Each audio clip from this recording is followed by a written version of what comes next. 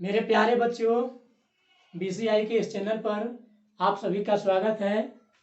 इस चैनल पर आप सभी को वर्ग 8, 9 और 10 के सभी विषयों के पूर्णतः सॉल्यूशन दी जाएगी। इसलिए आपसे रिक्वेस्ट है कि इस चैनल को सब्सक्राइब जरूर कर दीजिए और बेल आइकन को भी प्रेस कर दीजिए ताकि आने वाला वीडियो सबसे पहले आप तक पहुंच जाए। तो हम लोग इस वीडियो में वर्ग 8 के केसी सिन्हा किताब का पहला पाठ परिमेय संख्या के बारे में स्टडी करेंगे। देखिए, पहला पाठ का नाम है परिमेय संख्या, जिसको अंग्रेजी में रेशनल नंबर कहा जाता है। तो आइए सबसे पहले हम लोग इसका परिभाषा देखेंगे।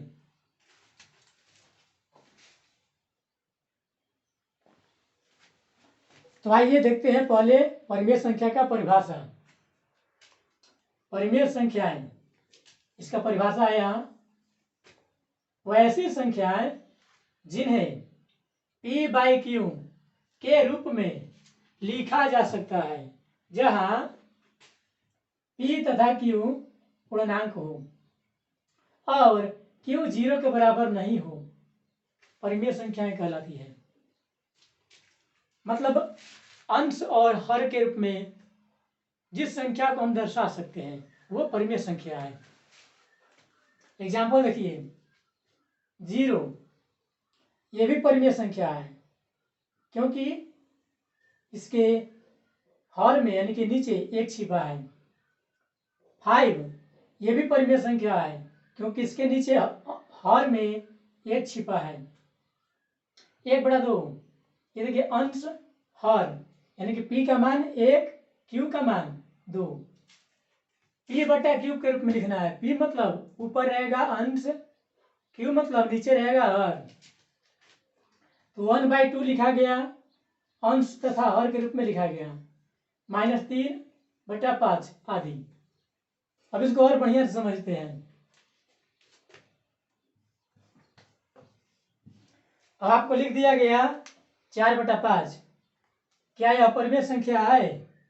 तो हाँ, ये परिमेय संख्या है, क्योंकि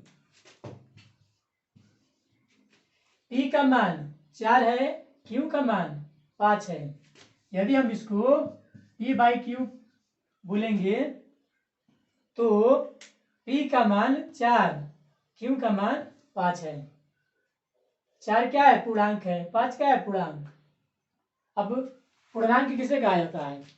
तो पूर्णांक होता है अंक, शून्य होता है, धनात्मक होता है, ऋणात्मक होता है। तो कहने का मतलब है परिभाषा का कि ऊपर और नीचे यानी कि P के स्थान पर और Q के स्थान पर कोई भी पूर्णांक आप रख सकते हैं, लेकिन हाँ, यह शर्त है कि Q 0 के बराबर न हो। यानी कि जो नीचे होगा, नीचे आप नीचे 0 नहीं लिख सकते हैं। ऊपर आप 0 दर्शा सकते हैं, यह परिमेय संख्या है। लेकिन इसको आप ऐसे कर देंगे, हर में नीचे यानी कि 0 रखेंगे, तो यह परिमेय संख्या नहीं है। परिमेय संख्या होगा कब? अंश हर के रूप में लिखा गया होगा संख्या। ऊपर माइनस में या नीचे माइनस में या दोनों माइनस में या दोनों प्लस में। मतलब PQ के यहाँ पर क्या होगा? पूर्णांक होगा। पूर्णांक क्या होता है? प्लस में होता है, माइनस में होता है, शून्य भी होता है। आपको यह ध्यान देना है कि हर यानी कि नीचे 0 नहीं होगा। यह भी परिमेय संख्या है, क्योंकि P के स्थान पर -1 लिखा गया, Q के स्थान पर 2 लिखा गया, यानी कि अंश बटा हर के रूप में है। अब परिमेय संख्या धनात्मक भी हो सकती है, ऋणात्मक भी हो सकती है। जैसे कि ये 4/5 ये धनात्मक है, क्योंकि इसका चिन्ह प्लस है। लेकिन ये ऋणात्मक है, क्योंकि ऊपर माइनस है, नीचे प्लस है। तो प्लस माइनस भाग या गुणा करने पर माइनस आता है, यानी कि ये ऋणात्मक परिमेय संख्या होगा।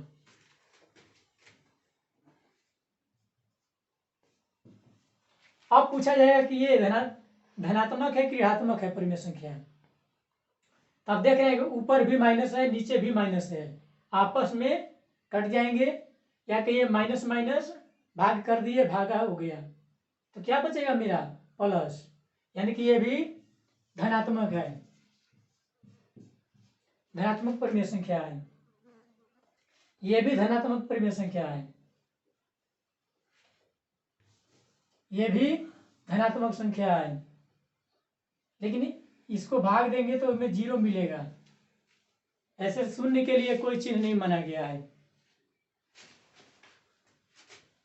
ये ऋणात्मक है। तो आप लोगों ने देखा कि जब कोई संख्या को अंश हर के रूप में लिखा जा सकता है तो वह परिमेय संख्या है। आगे देखते हैं इसमें अभी,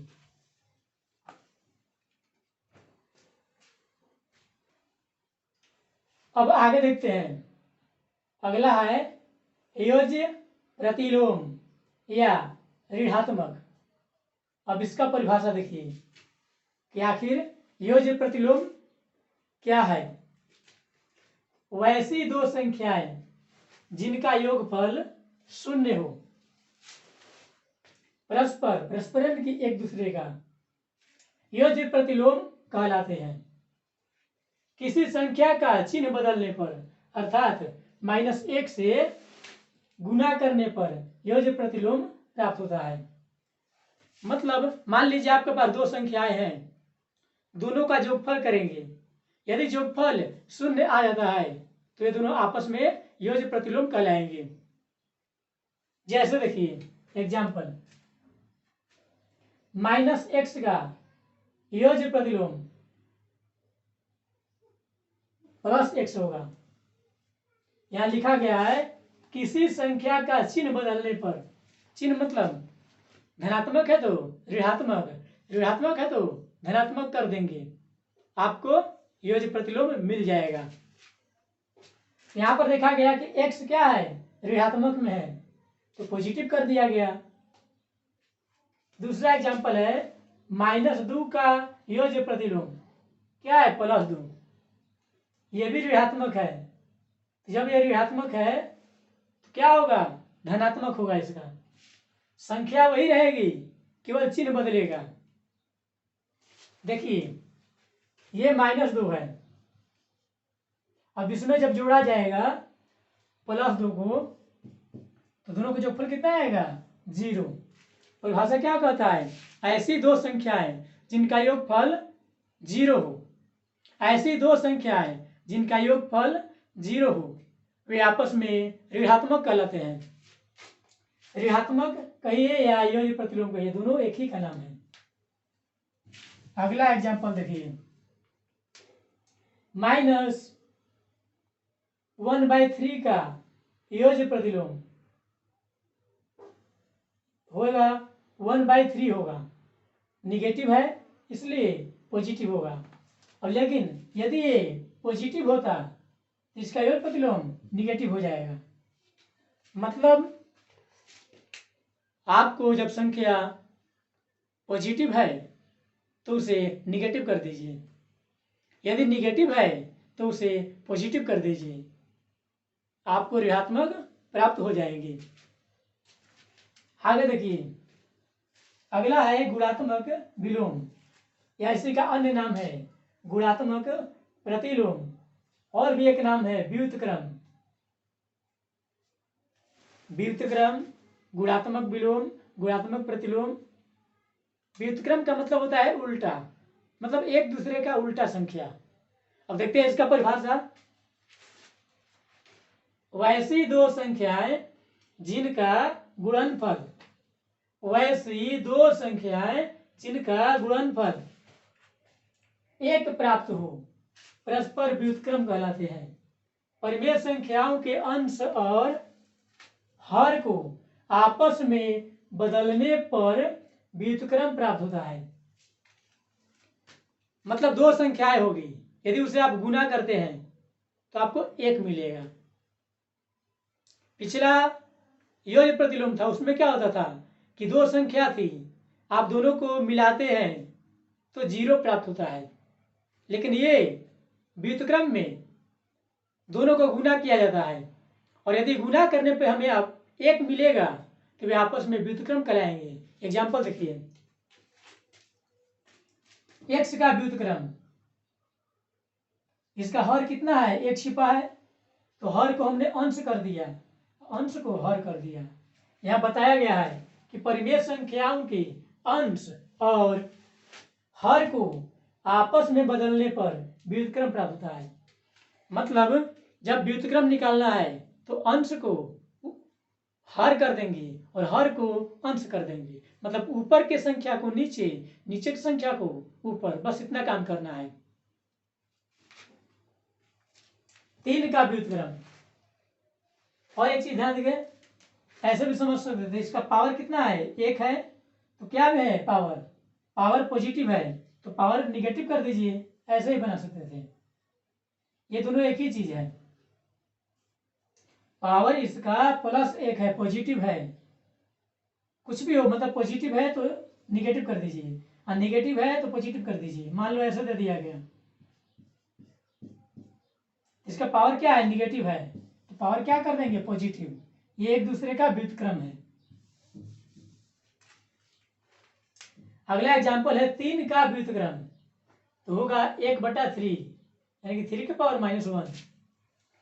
5/2 का व्युत्क्रम, तो 2/5। देखिए नीचे था 2, इसको ऊपर कर दिया गया, ऊपर 5 है तो नीचे कर दिया गया, मतलब अंश को हर को अंश करेंगे, उल्टा हो जाएगा, व्युत्क्रम हो जाएगा। तो आप लोगों ने अभी तक परिमेय संख्या का योग प्रतिलोम और गुणात्मक विलोम का परिभाषा देखें। अब इसके बाद हम लोग नेक्स्ट वीडियो में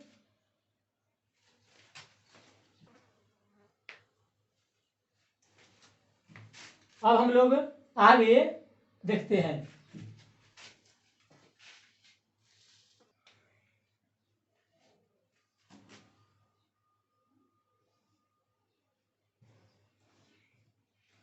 ये है 0.5। आपसे कहा जा रहा है कि 0.5 का ऋणात्मक ज्ञात कीजिए, ऋणात्मक यानी कि निगेटिव ज्ञात कीजिए।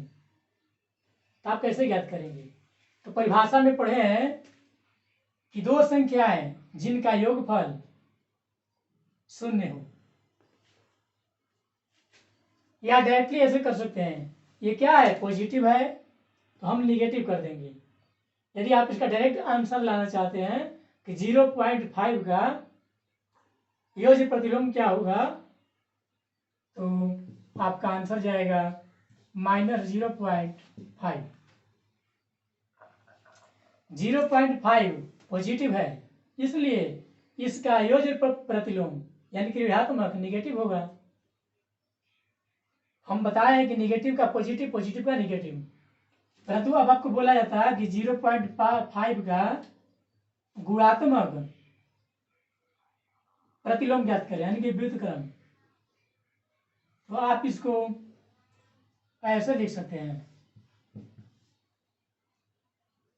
या इसे ऐसे भी लिख सकते हैं, जब दशमलव हटेगा तो नीचे 10 आएगा, यानी कि 0.5 कितना होता है, 5/10। तो आप इसे 10/5 लिख सकते हैं, या इसे कटा करके भी लिख सकते हैं, 1/2 का उल्टा 2।